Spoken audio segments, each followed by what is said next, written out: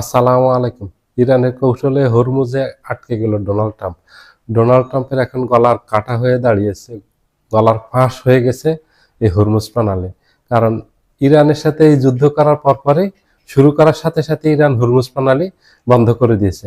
এখানে অবরোধ তৈরি করছে ইরান। এখন এই রুটটা পুরোপুরি বন্ধ। পৃথিবীর সবচেয়ে গুরুত্বপূর্ণ রুট হলো এই হরমুজ প্রণালী। এদিক দিয়ে এই মধ্যপ্রাচ্যের যতগুলি দেশ আছে তেল উৎপাদন করে, এই কুয়েত, কাতার, সৌদি আরব, বাহরাইন, ওমান, আরব আমিরাত, এই দেশগুলো এই হরমুজ প্রণালী দিয়ে এদের তেল যায়। এদিক দিয়ে এরা বের হয়, এগুলি রপ্তানি করে। এত গুরুত্বপূর্ণ, কারণ মধ্যপ্রাচ্যের তেলগুলি ছাড়া পুরো পৃথিবী অচল। পুরো পৃথিবীর প্রায় 70% তেল এবং এলএনজি গ্যাস উৎপাদন হয় মধ্যপ্রাচ্যের এই দেশগুলিতে। এই দেশগুলি এই যে তেলগুলি রপ্তানি করে এই হরমুজ প্রণালী দিয়ে করে। এই জন্য হরমুজ প্রণালী এত গুরুত্বপূর্ণ। হরমুজ প্রণালী বন্ধ মানে পুরো পৃথিবীর অর্থনীতি একেবারে বন্ধ হয়ে যাবে, একেবারে অর্থনীতি ধসে পড়বে। এখন হয়েছেও তাই, ওই পথেই যাচ্ছে এই দেশ, এই পুরো পৃথিবীর এই অর্থনীতি। তা এখন ডোনাল্ড ট্রাম্প এটাতে বের হতে পারতেছে না। যুদ্ধ যতক্ষণ পর্যন্ত বন্ধ না হবে ততক্ষণ পর্যন্ত হরমুজ প্রণালী বন্ধই থাকবে। যুদ্ধ চালা অবস্থা হরমুজ প্রণালী আর খুলবে না। আর হরমুজ প্রণালী যুদ্ধ বন্ধ হওয়ার পর খুললে এটা ইরানের সাথে আলোচনা করে খুলতে হবে। কারণ আমেরিকার মতো পরাশক্তি, সুপার পাওয়ার যেখানে ইরানের কাছে নাস্তানাবুদ হয়ে গেছে, হরমুজ প্রণালী খুলতে পারতেছে না, সেখানে অন্যান্য শক্তি এখানে যোগ দিয়ে কোনো কাজ হবে না। কারণ অন্যান্য যারা শক্তি আছে, বিশ্ব শক্তি, তাদেরকে সবাইকে আমন্ত্রণ জানিয়েছে ইতিমধ্যে ডোনাল্ড ট্রাম্প। পুরো ইউরোপীয় ইউনিয়নকে আমন্ত্রণ জানিয়েছে এই যুদ্ধে তাকে সহযোগিতা করার জন্য, হরমুজ প্রণালীটাকে স্বাভাবিক রাখার জন্য, সচল রাখার জন্য। এখানে কেউ সহযোগিতা করেনি ডোনাল্ড ট্রাম্পকে, সবাই ফিরিয়ে দিয়েছে।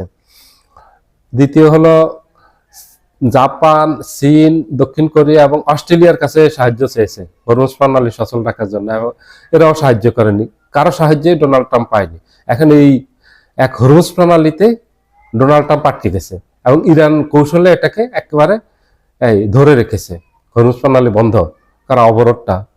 এখানে ইরান চাচ্ছে যে এই যুদ্ধটাকে আরো দীর্ঘায়িত করার জন্য। ইরানের প্রস্তুতিও আছে দীর্ঘমেয়াদী যুদ্ধের, এবং ইতিমধ্যে দেখা গেছে যে 3 সপ্তাহ যুদ্ধটা চলতেছে, সেখানে আমেরিকার মতো সুপার পাওয়ারকে শুধু ঠেকিয়ে দেয়নি, একেবারে সমান তালে জবাব দিয়ে যাচ্ছে।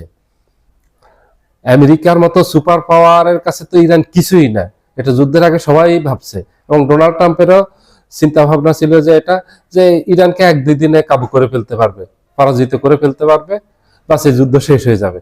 এখন দেখা গেছে হিতে পুরো বিপরীত ঘটছে।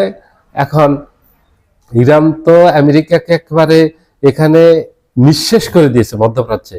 এইভাবে আমেরিকাকে কেউ নাস্তানাবুদ করতে পারেনি, এইভাবে আক্রমণ করতে পারেনি। এইভাবে আমেরিকার ইতিহাসে কখনোই কারো দ্বারা আক্রান্ত হয়নি। 2টা মহাযুদ্ধ গেছে, এই 2টা মহাযুদ্ধ, প্রথম বিশ্বযুদ্ধ এবং দ্বিতীয় বিশ্বযুদ্ধ, আমেরিকা এইভাবে আক্রান্ত হয়নি যেভাবে ইরান এবার আমেরিকাকে আক্রমণ করছে। মধ্যপ্রাচ্যে, পুরো মধ্যপ্রাচ্যে আমেরিকার 30টা ঘাঁটি একবারে লন্ডভন্ড করে দিয়েছে, নিঃশেষ করে দিয়েছে, তছনছ করে দিয়েছে। এখন আমেরিকার মতো সুপার পাওয়ার যেখানে পারতেছে না, সেখানে ইউরোপীয়রা দেখতেছে যে এগুলি পর্যবেক্ষণ করতেছে, এগুলি সব খবর তারা ভালোভাবে রাখতেছে যে এখানে আমেরিকায় পারতেছে না, সেখানে আমরা গিয়ে কি করব, সেখানে আমরা গিয়েও মার খেতে হবে। এই যুদ্ধে ইরানেরও অনেক ক্ষতি হচ্ছে, কিন্তু ইরানের ক্ষতি হলো ইরান খুব শক্তভাবে, খুব কঠিনভাবে প্রতিরোধ করতেছে এবং পাল্টা আক্রমণ করতেছে। এই যে আজকে ইরান নতুন করে এই ভারত মহাসাগরের একটা দ্বীপ আছে, দিয়াগো গার্সিয়া দ্বীপ, এখানে ইংল্যান্ডের অনেক বড় একটা এয়ার বেজ আছে, এখানে নেভাল আছে, ঘাঁটি আছে, অনেক বড় ঘাঁটি, নৌঘাঁটি এবং বিমান ঘাঁটি ইংল্যান্ডের। এটা ইরানের থেকে 4500 মাইল ভারত মহাসাগরের ভিতরে, এত দূরত্বে ইরান আক্রমণ করছে। ইরানের কাছে দূরপাল্লার হাইপারসনিক এখন এই মিসাইল আছে, এটা কিন্তু আগে ইরান প্রকাশ করেনি যে এত দূরপাল্লার হাইপারসনিক ব্যালিস্টিক ক্ষেপণাস্ত্র ইরানের হাতে আছে। এখন আজকে দেখা গেছে যে দিয়াগো গার্সিয়া দ্বীপে যখন ইরান আক্রমণ করছে, তখন এটা হতবাক হয়ে গেছে, হতভম্ব হয়ে গেছে ইংল্যান্ড সহ সবাই। কারণ সবার ধারণা ছিল যে ইরানের হাতে 2000 কিলোমিটার দূরপাল্লার ক্ষেপণাস্ত্র আছে। এখন 4000 পাল্লা, এটা কিন্তু অনেক পাল্লা। এখন অনেকে ধারণা করতেছে যে তার থেকে আরো বেশি পাল্লা, 10,000 15,000 এই পাল্লার ব্যালিস্টিক ক্ষেপণাস্ত্র ইরানের হাতে আছে। এবং এগুলি সবগুলি হাইপারসনিক গতির, এগুলি কিছু গতি 10,000 কিলোমিটার/ঘন্টা, 12,000, 16,000, 20,000 গতির। এবং এগুলিকে ঠেকানোর মতো এই প্রযুক্তি পৃথিবীর কারো হাতে নেই। এত দূর পাল্লার না, শুধু এটার গতি বেশি। আবার এগুলির আরেকটা বৈশিষ্ট্য হলো এই অস্ত্রগুলির, এগুলি বিস্ফোরক বহন করে বেশি, 2 টন, 3 টন, 5 টন, 10 টন, এই ধরনের খুব ভারী বিস্ফোরক বহন করে, যেগুলি একটা অঞ্চলে পড়লে ওই এলাকাটা পুরো ধ্বংস হয়ে যাবে। যে এলাকায় পড়বে ওখানে আর কিচ্ছু থাকবে না, সব ধ্বংসস্তূপে পরিণত হবে। ওখানে যে গর্ত তৈরি হবে, 1-150 ফিট গভীর গর্তে তৈরি হবে এটা পড়ে। তাহলে বুঝেন এটা কি ধরনের বিস্ফোরণ ঘটায়। আর ইতিমধ্যে আমেরিকা, ডোনাল্ড ট্রাম্প এটা টের পেয়েছে। ডোনাল্ড ট্রাম্প এখন ভালোভাবে বুঝছে যে ইরান কি জিনিস। ইরানকে যে আক্রমণ করা ডোনাল্ড ট্রাম্পের অনেক বড় ভুল ছিল, এটা এখন ডোনাল্ড ট্রাম্প বুঝছে। তার আগেই সাবধান করছে, যুদ্ধ শুরু করার আগে যারা ডোনাল্ড ট্রাম্পের প্রতিরক্ষা বিষয়ক উপদেষ্টা ছিলেন, তারা ডোনাল্ড ট্রাম্পকে সাবধান করছেন ইরান আক্রমণ করার জন্য, ইরান যেন আক্রমণ না করে এই জন্য নিষেধ করছেন। কারণ ইরান দুইটা ব্যাপারে সাবধান করছেন। একটা হলে ইরান প্রথম হলে যুদ্ধ শুরু হলেই হরমুজ প্রণালী বন্ধ করে দিবে, আর হরমুজ প্রণালী বন্ধ করে দিলে পুরো বিশ্বের অর্থনীতি আক্রান্ত হবে, অনেক বড় ক্ষতি হবে পুরো বিশ্বের। এটা শুধু আমেরিকার ক্ষতি হবে না, ইরানের ক্ষতি হবে না, পুরো বিশ্ব আক্রান্ত হবে। সেটা হয়েছে।